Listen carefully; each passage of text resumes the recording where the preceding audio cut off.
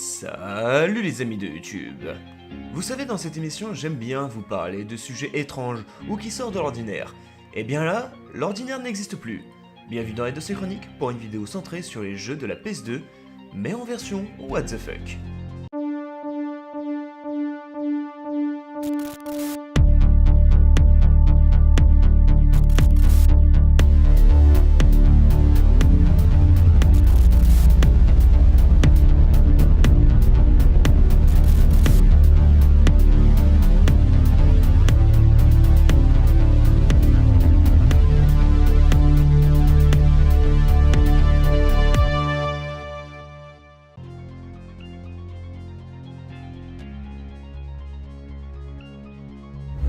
Kuma Uta. Nous avons chacun des rêves, et qui n'a jamais rêvé de devenir le coach d'un ours polaire extraterrestre et de le rendre célèbre en lui faisant chanter de vieilles chansons japonaises? Non, personne? Tiens, c'est étonnant. Et pourtant, c'est ce que propose Kuma Uta, un jeu sorti uniquement au Japon fin 2003. L'ours de ce jeu est assez connu au Japon chez les amateurs de Vocaloid, et il n'est pas rare de trouver des chansons ou des fanarts le mettant en scène en train de chanter avec Hatsune Miku. Mais par contre, on est en droit de se demander pourquoi. Il suffit d'écouter cette chanson tirée du jeu pour mieux comprendre. La voix synthétique de l'ours n'est pas sans rappeler la première génération des logiciels Vocaloid. Vraiment, regardez ça sur YouTube, c'est de l'or. Et en plus, grâce à un système de reconnaissance vocale, il est même possible de composer entièrement des paroles d'une chanson de A à Z. Le jeu est également doté d'un mode online permettant aux joueurs de s'échanger leurs chansons. Vraiment du génie.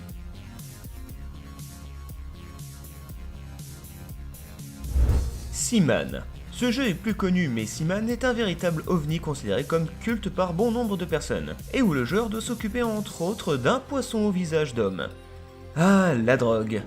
Cette simulation rappelant le principe du Tamagotchi a également la particularité d'être dotée d'un système de reconnaissance vocale permettant même d'avoir des discussions avec l'homme poisson. Seaman a fait sa première apparition sur Dreamcast en 1999, puis le jeu est arrivé sur PS2 en 2001. Et le mieux, ou le pire, c'est qu'il est vraiment apprécié par les joueurs, et a de très bonnes notes, donc plus qu'à espérer une version récente.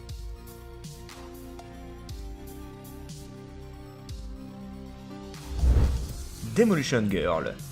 La question est la suivante, si une mannequin se fait piquer par un crabe extraterrestre, ça donne quoi? Eh bien je dirais le Japon. Dans ce jeu paru en 2005 en France, oui, on peut les remercier vraiment pour avoir ce jeu, vous contrôlez une mannequin de plusieurs dizaines de mètres de hauteur, menaçant malgré elle la population. Demolition Girl fait partie de la série des jeux Simple 2000, une gamme de jeux peu chers et à petit budget, souvent à faible durée de vie. Et clairement le fun n'est pas au rendez-vous très longtemps. Le joueur incarne un soldat qui doit surveiller la mannequin en faisant attention à ce qu'elle ne détruise pas les bâtiments, puis qui devra lutter contre l'extraterrestre qui l'a piqué au tout début du jeu. L'originalité se trouve dans le fait qu'un monstre géant genre Godzilla soit remplacé par une fille en bikini. Voilà, merci le Japon.